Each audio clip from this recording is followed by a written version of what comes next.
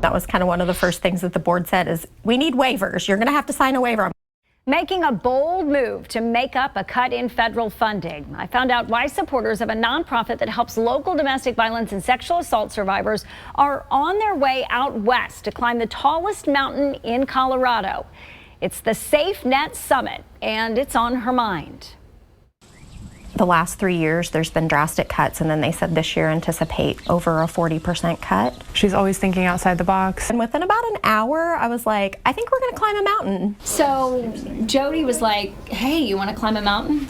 Yeah, that's kind of how it came about. And I was like, sure. I have asked myself many times how I got involved with this. I love a good challenge. When she came up with this, I was really excited. They call them a 14er, and so that's 14,000 feet. We have some climbers and some runners, and some people that are new to it too. What'd your family say when you told them, hey guys, I'm going to climb a mountain? They weren't surprised. I did that same thing with the marathon.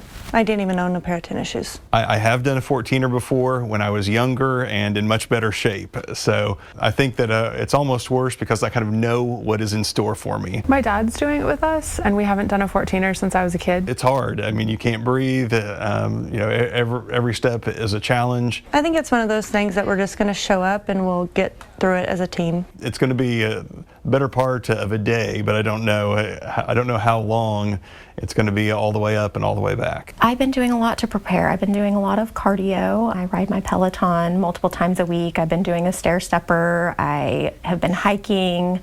Of course, my regular yoga. Trying to eat well and do what I can, but there aren't very many opportunities to climb mountains around Claremore. We just climb hills over and over and over trying to prepare. Each climber is paying for their own gear and covering the cost of their trip while also trying to raise $14,000. Overcoming a mountain of a funding challenge is symbolic, and so is the climb. Leaving and having nothing but what you can carry, it's what a lot of our clients go through, and so we're just trying to bring a lot of humility and empathy as we do this. I've been reaching out to people I know, to the legal community, to friends, and just reminding them of all the good things that SafeNet does, and that's ultimately what this is about. It's harder than I thought it was going to be.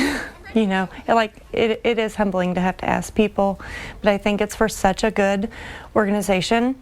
And a lot of people know the good that we do here. We had to be kind of specific on who we were asking because, you know, it has to be somebody that, one, is okay with being outdoors because that's not everybody's jam. And so, and somebody that is conditioned enough to do it as well and willing to, most importantly, raise funds. She says the May tornado is making fundraising in Claremore more challenging, and so is the state of the economy. SafeNet Executive Director Jody Moore realizes everyone's dollars are stretched at home. And we have to provide all those same things that you need for your family for up to 35 people every day. While federal funds are being cut, Jody says cutting services isn't an option. SafeNet aims to create a safe, healthy, and supportive environment for individuals and families overcoming the consequences of domestic violence, sexual assault, and stalking. They staff the crisis line 24 hours a day, 7 days a week. Last year, they took more than 2,200 calls. 148 clients spent more than 8,900 nights in the shelter. Jody and Thad are also selling raffle tickets to support their climb. $20 gives you the chance to win a handmade wooden bench. $10 gives you the chance to win a beef bundle. We've got the QR codes to get tickets in this story on fox23.com. And SafeNet is partnering with Claremore Mountain Bike Trail Sunday from 8 to 10. They're encouraging everyone to take a hike in support of the 6 who will be summiting Mount Elbert Sunday. We've got those details in this story online. What's on your mind? Email onhermind@fox23.com.